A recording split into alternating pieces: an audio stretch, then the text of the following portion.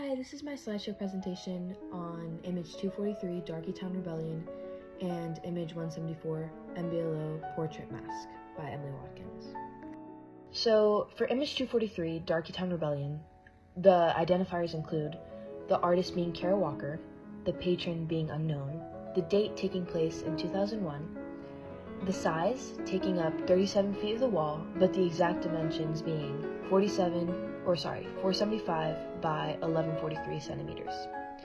The medium or materials taking place are 17 black cutout paper silhouettes, and in order to broadcast these paper silhouettes, they used an old-fashioned projector. The period, global contemporary, the culture, African American, the style was African American contemporary, and where it was previously located was the Walker Art Center in Minneapolis, Minnesota, and the current location being the Contemporary Art Museum of Luxembourg. The technique used to create this piece was creating the silhouettes by cutting and pasting black paper to the white wall to create an effect of black and white, and they layered these figures and arranged the elements of black and white all throughout the scene.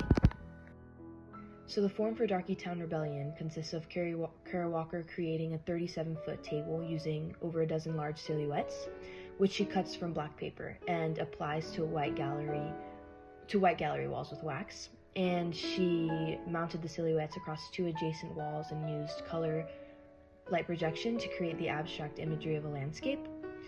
And she presents the figures only as silhouettes to emphasize the figures' contours, which vary in form of traditional profiles to three-quarter views to full frontal poses. And many of these forms play on recognizable African American stereotypes, which exaggerate facial features, hair, and clothing. The function for Darkytown Rebellion consists of 17 cut paper silhouettes depicting a violent rebellion in which enslaved people attempt to overthrow their enslavers. And it's this nightmarish scene shows people with severed limbs and having blood all over their body, and it even shows a woman with a bonnet and a voluminous hoop skirt to show like a stereotypical African American. And Walker also uses color projections and abstract shapes to heighten the reality of the scene. So basically, this is just reflecting a historical representation of how African Americans were viewed. So continuing on with the function, through Darkytown Rebellion, Walker is attempting to pose the question of, are these merely images from the past, or do these images still resonate in the 21st century, meaning does segregation still occur? And Walker's also trying to imagine the unimaginable brutalities of an era in a single glance. So she's trying to paint the brutalities that African Americans would face in this time period, as well as posing ambiguity through combining history and fiction, because though what she portrayed is true in a sense, it's not 100% accurate. The content for Darkytown Rebellion was really for the audience to interpret for themselves, whether they wanted to interpret this as a slave revolt or a simple uprising after the American Civil War. The goal that Walker had in mind was to combine some aspects of history as well as some aspects of fiction to make it like a historical fiction type of piece. And Walker shows this through interpreting her own views of how African American stereotypes were. So she showed this through, severed limbs and through a lot of death. So this showed like an uprising or whatnot. And then she also showed a stereotypical African American and like what they would wear. So continuing for content, Darkytown Rebellion is full of shapes lacking detail, but Walker reserves sharp outlines for their faces and their limbs.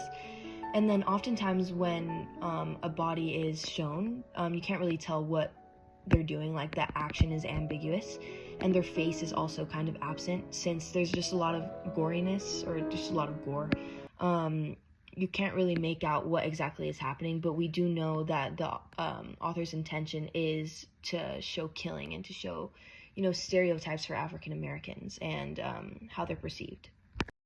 So in continuation, Walker uses this violent and disturbing content to really question the audience and ask them like what they're seeing and like how they are interpreting things. She really blurs the lines between historical realities and her own narrative of African Americans and how they were treated. And she uses the narrative of rebellion to explore the harsh realities of African American life before and after the Civil War, and she really wants to shock the viewers and elicit an emotional response from them. So the context of Darkytown Rebellion consists of Walker being one of the several African American women to engage with works of race and pop culture. She's a well-rounded multimedia artist, as she began her career in painting, then expanded into film as well as works on paper. Darkytown Rebellion anticipates her later work with shadow puppet films, and Walker anchors much of her work in documents reflecting life before and after the Civil War. Darkytown Rebellion is also born from a desire to translate the past into a visual form. So this is another piece made by Walker. This is Harper's Pictorial History of the Civil War, scene of McPherson's death, and this depicts a series of black and white silhouettes, a technique well known by Walker, as this was also the technique used for Darkytown Rebellion, and it's meant to emphasize the brutality of slavery and the racial tension created. All of these illustrations from this piece are from the prominent American magazine during the Civil War era. And these illustrations captured various aspects of the Civil War, including battles, political figures, and the experiences of soldiers and civilians. So my BET piece is MBLO, Portrait Mask of Moya Yanso, and the identification includes the artist being Owi Kimo, the patron being the people of Baal, and the date being from early 1997 to 1999, the size being 36.2 centimeters high, some materials being wood, brass, or pigment, the techniques being carving wood. This period or culture is the Baal culture of Ivory Coast, the original location being in Ivory Coast, and then the current location being in the Metropolitan Museum of Art or the Cleveland Museum of Art, because they can be in both. And then some masks are still utilized in Baal communities in Ivory Coast. And then the style would be West African art. These masks often have an oval face with an elongated nose and a small open mouth and downcast slit eyes. These often have scarification patterns, and they also have a fold between the sides of the nose to the outsides of the mouth, and the beard like projecting triangular patterns that extend from the bottom of the ears to the chin. And they also have textured ornamental extensions that rise above the head in contrast with the smooth surface of the face to suggest clean and healthy skin. So the function of the MBLO portrait masks consists of people of West Africa that have a rich carving tradition, and then these masks are utilized for personal shrines and in masquerade performances. So the Baal recognizes two types of entertainment masks, which are Goli and MBLO.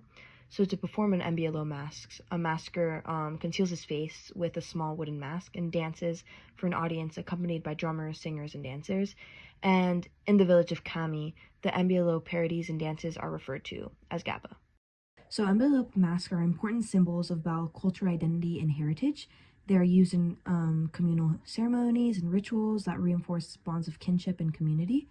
By wearing and honoring these masks during MBLO ceremonies, the community reaffirms the status and prestige of these individuals and how they honor the Baal society. So these masks serve as embodiments of the spirits of these individuals during some ceremonial performances by connecting the living community with its ancestors and spiritual forces. This portrait mask originally belonged to Moya Yanso's husband, and she carried this with her as her husband performed in many dances throughout his life. She accompanied him until she was no longer physically able to, and then her mask was sold to a collector in Brussels. But later, it was also then sold to a French collector, and then finally sold to the Sotheby's auction house in 1999. Then it's also exhibited at the Yale University Art Gallery, the Art Institute of Chicago, and the Museum of African Art in New York.